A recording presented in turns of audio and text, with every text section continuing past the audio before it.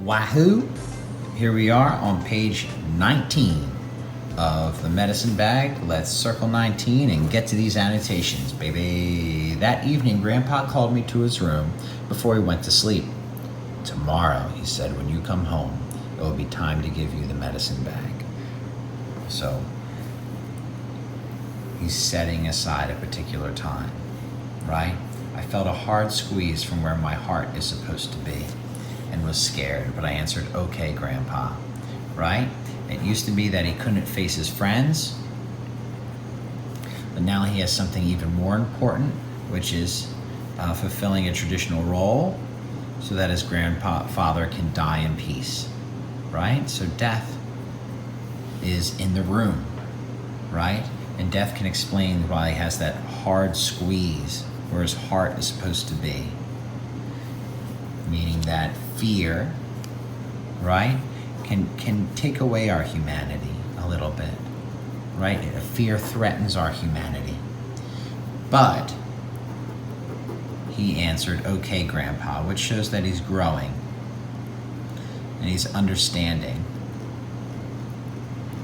And he understands that fear is no way to operate. There's no way to live your life.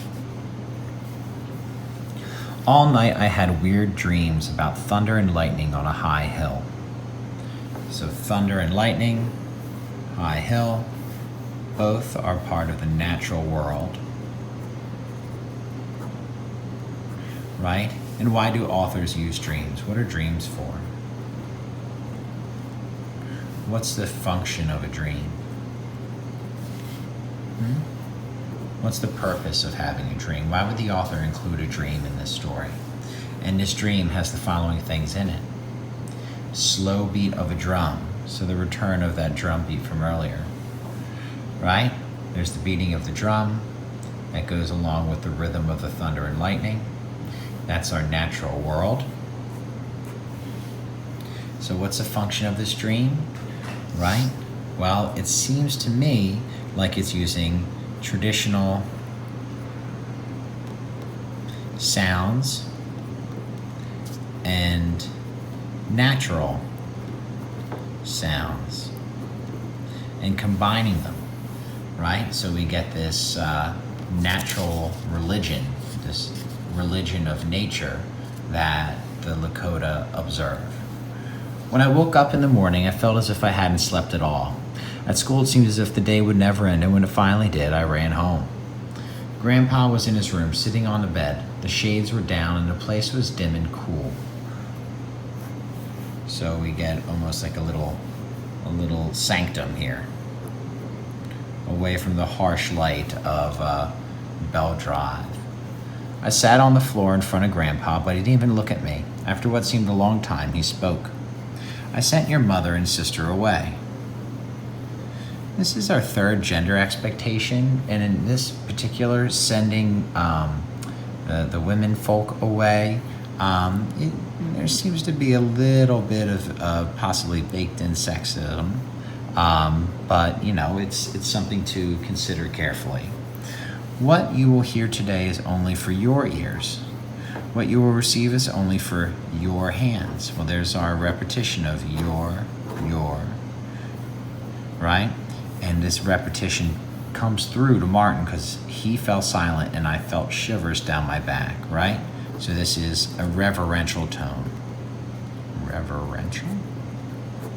Right? Meaning religious. In the presence of something spiritual and meaningful. My father in his early manhood, oh, there's those gender norms again, Grandpa began, made a vision quest. A vision quest, if you look down there, is a Native American culture, is a difficult search for spiritual guidance. Oh boy.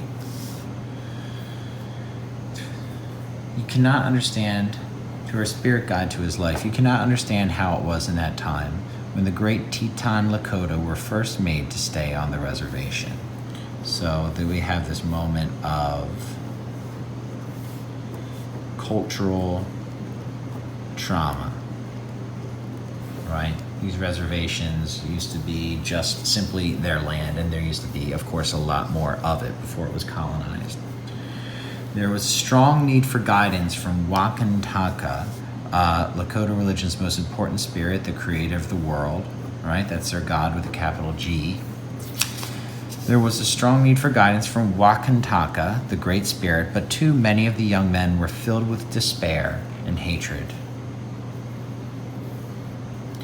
They thought it was hopeless to search for a vision when the glorious life was gone and only the hated confines of the reservation lay ahead. But my father held to the old ways. Right? So now it's not just TV Indian versus suburban Indian, right? It's a history of oppression and murder and bitterness versus tradition.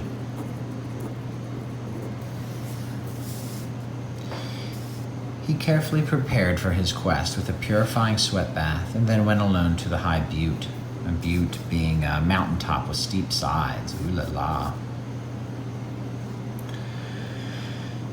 To fast, and I doubt Lakota are the only religion or culture that fasts, and nor are they the only one that prays. After 3 days, he received his sacred dream. So there's a dream again. It goes with that dream from earlier, possibly. In which he found, after long searching, the white man's iron. Right? These are the individuals that perpetrated the cultural trauma. He did not understand his vision of finding something belonging to the white people, for in that time they were the enemy. When he came down from the butte to cleanse himself at the stream below, he found the remains of a campfire and a broken shell of an iron kettle. This was a sign that reinforced his dream. He took a piece of the iron for his medicine bag, which he'd made of elk skin before to prepare for his quest. Right? There's our symbolism. It's religious, or at a minimum spiritual. And it derives from the title, medicine bag. He returned to his village, where he told his dream to the wise old men of the tribe. They gave him the name Iron Shell, but they did not understand the meaning of the dream either. At first, Iron Shell kept the piece of iron with him at all times and believed it gave him protection from the evils of those unhappy days. When they were sent to the reservation.